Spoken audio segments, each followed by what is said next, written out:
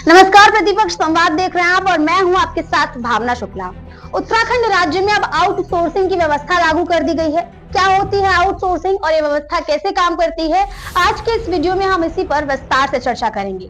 दरअसल मैं आपको बता दूं कि उत्तराखंड के जितने भी कॉलेज हैं उनके अस्थायी प्रोफेसर्स को पहले मानदेय दिया जाता था, लेकिन अब उनको श्रम विभाग के जरिए मजदूरी दी जा रही है। ऐसे में अगर मैं कहूं कि अस्थायी प्रोफेसर्स को मजदूर बनाने की कोशिश की जा रही है तो ये कहना बिल्कुल भी गलत नहीं होगा।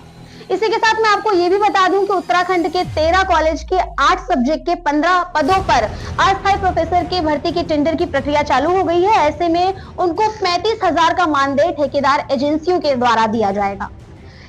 आउटसोर्सिंग व्यवस्था को और विस्तार से समझने के लिए चलिए आपको मिलवाते हैं हमारे संवाददाता दीपक जोशी से।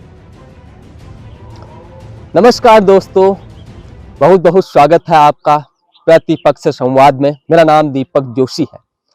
आप देख रहे हैं आजकल पहाड़ों में हो रहे बदलावों को, लेकिन आज हम उत्तराखंड के एक ऐसे बदलाव की बात करने वाले हैं जो आने वाले वक्त में उत्तराखंड के लिए बहुत बड़ा संकट हो सकता है। जी हाँ दोस्तों, हमारे शास्त्रों में, हमारे हिंदू धर्म में माता पिता गुरु देवता कहा गया है, यानी माता पिता के बाद गुरु का पद दिया गया है। लेकिन आज की सरकारें उन गुरुओं के पद को धीरे धीरे ठेकेदारी में डालना चाहती हैं और नाम दिया है आउटसोर्स।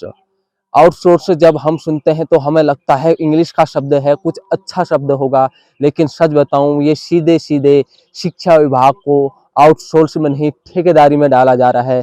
ठेकेदारी को ही आउटसोर्स कहा जाता है। हमारे देश में हमने देखा है धीरे धीरे धीरे अनेक जो विभाग हैं उनको ठेकेदारी में दिया गया।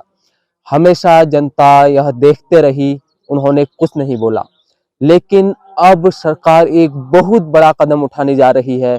शिक्षा विभाग के कुछ पदों को भी आउटसोर्स के जरिए भरा जाएगा और इस तरीके से शिक्षा के जगत में एक बहुत बड़ी क्रांति, जिसे सरकार कहना चाहती है, क्रांति न आके बहुत बड़ा संकट आ जाएगा। हमने सालों से देखा है कि हमारे देश में शिक्षकों की कितनी महत्वता है और शिक्षक किस तरीके से अपने देश की जनता को पढ़ा के, यहाँ के बच्चों को पढ़ा के देश के भविष्य को बनाते हैं, देश का भविष्य निर्धारित करते हैं। लेकिन अगर हम इस तरीके से शिक्षकों के दायरे को कम करेंगे, उनके पदों को कम करेंगे और उन्हें ठेकेदारी के जरिए दे देंगे, तो क्या हम एक सशक्त देश, एक मजबूत राष्ट्र की कल्पना कर सकते हैं? नहीं। हमें लगता है कि सरकारों को इस दिशा में कदम बढ़ाने से रुकना चाहिए। दोस्तों, आज हम बात कर रहे हैं जो 13 महाविद्यालयों के 8 विषयों के 15 अस्थायी प्रोफेसरों की नियुक्ति निकली है। इसको सरकार ने टेंडर प्रक्रिया से भरने की कार्रवाई चालू की है। लेकिन क्या इस तरह से अस्थायी शिक्षकों के भविष्य के साथ खिलवाड़ नहीं किया जा रहा है?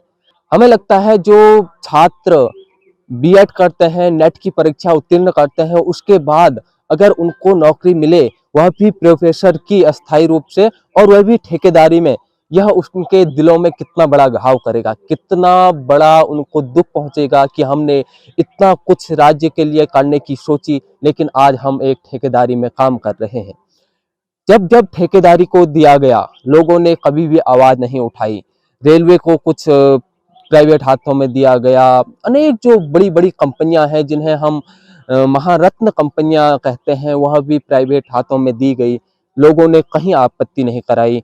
अगर हम इसी तरीके से खामोश बैठे रहे तो वह दिन दूर नहीं होगा जब पूरी शिक्षा व्यवस्था ही ठेकेदारी हाथों में चले जाएगी। आप थोड़ा सा ध्यान से सोचिए, जो ठेकेदारी व्यवस्था है, यह ठेके किसको मिलते हैं?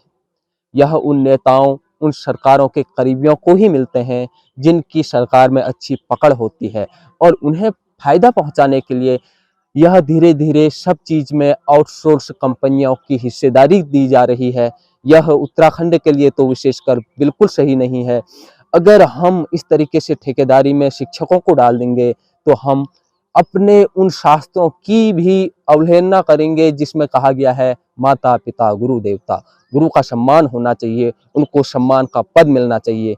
इसलिए मैं चाहता हूं कि उत्तराखंड में इस तरीके से आउटसोर्स के जरिए शिक्षकों की भर्ती न की जाए। आप देख रहे हैं प्रतिपक्ष संवाद। आपका बहुत बहुत धन्यवाद। नमस्कार। जय उत्तराखंड।